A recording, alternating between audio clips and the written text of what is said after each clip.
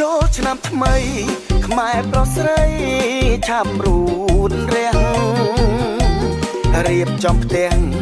ចាំទទួលទេវតាឆ្នាំថ្មី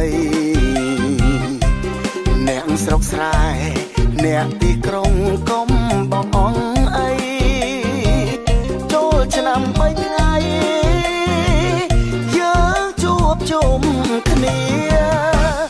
សូមជូនពរជ័យបងសុខសួស្តីអត់ឆ្នាំចាស់ផ្លាស់ឆ្នាំថ្មីគ្មានភ័យរោគាសូមបានសុខឆាផុតទុក្ខទ្រពធនហូរហៀសូមជោគជ័យដល់ជាតិខែមរាទួងឆ្ងាយចិត្ត